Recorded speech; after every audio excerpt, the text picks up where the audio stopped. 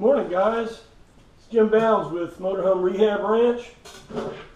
This is our first video of the year, and I wanted to cover about something that I would say everybody needs to listen to. This is really important. The guys found this out last year when we took Chris's coach apart. This is proof positive, okay? First, I'm going to scribble on the board, and you guys know I'm not Picasso or anything, so you know, don't if it looks like it, use your imagination, okay? So here's our coach. What we're talking about is the body dropping on the frame. We have two main parts. We have the ladder frame, and then we have the body. Well, the body sits on the ladder frame with pads in the front and back, and our body pads everybody knows about front to back. Let me show you something. Check this out. So here's the silhouette of the coach. Well, it's rounded, right? It's rounded. Okay, and here's the bottom. This is the roof, side walls, and the floor. Now, this floor, if you look at it, it's plywood.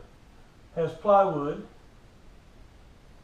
across, riveted to the aluminum cross members. Okay?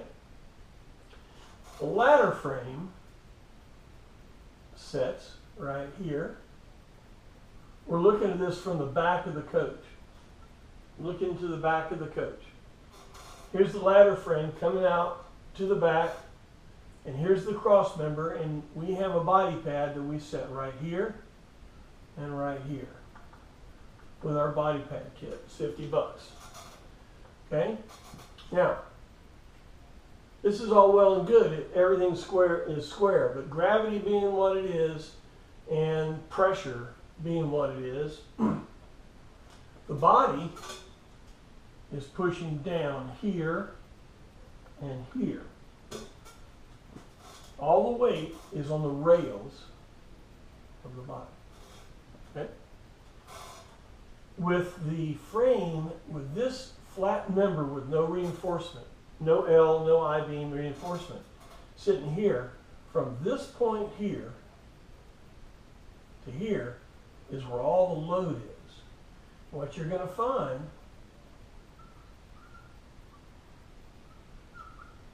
that it bends in the middle. Okay, now the tensile strength, the strength of the plywood, when it riveted to the aluminum cross members, held it up a little more. Earlier coaches had less strength to the floor, and everybody complained about loose floor, spongy floor, ripples in the floor, things like that. Well, the floor is being stressed because it's holding the weight of the body up, and it's going to go up here. Pressure is going to be pushing up here, and this is pushing down here. Okay, let's go outside, and I'm going to show you this. So Jason's our cameraman today. He's usually under the doing holding tanks and things like that. Shut the door when you go out. Out here we're going to go to Chris's coach.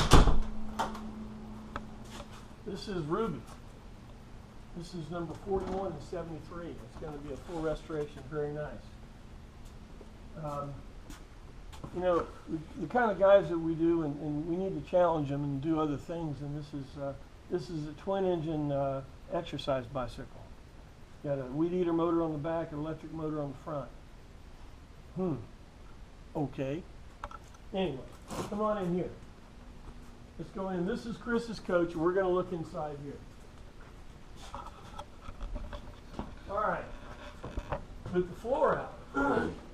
What we've done, these are the panels we've made to put in. We pull them back up so I can show you what's going on here. These cross members have no support. Watch this. See the body going up and down? From here to here. Look at how it's bent. Hold on, I don't want to dance here. Okay, that's much better. You can see the bow in the first rail, it's right at the step, and the bow at the second rail. So every coach has this. Later coaches have more structural integrity of the floor does it less probably acceptable. You got to remember, the General Motors was pleased to say this coach would be designed to use for 14 years. That was 1973.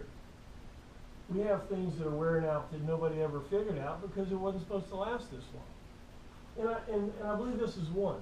If you've ever had a problem with your air cleaner hitting the engine cover, it's all cut out and everything like that. It's hard for me to believe that the engineers didn't get that measurement right, where they had to cut the wood out and put a metal plate and all this kind of stuff. My guess is the bow in this floor caused the engine cover to hit the air cleaner because the body dropped right the first one. So their fix was to cut the cut the engine cover out. Or maybe they didn't know it. I don't know. Maybe they did. But today we can see it. So our plan is we're going to offer a kit that everybody can put it in because everybody needs it, that will gush it out from the frame out and suspend the body at the body rail on the outside. There'll be a triangular shaped device that goes out that lifts the body there. That's going to unload the floor. Now the floor can be the floor.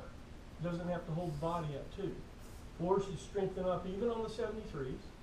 But should be so much better on all the other ones. Now, on the inside cabinets, you know how some of the GM floor plans where the doors won't open all the way and hits the other side? This could be part of the problem because it could have been built square. There's nothing square and nothing level in this thing. So it was hard for them to figure that out in the beginning. So anyway, this is something we found out. I really believe because all the floor structure uses the same non-supported structure across here, and the frame rails are the same diameter, the same distance, same everything apart.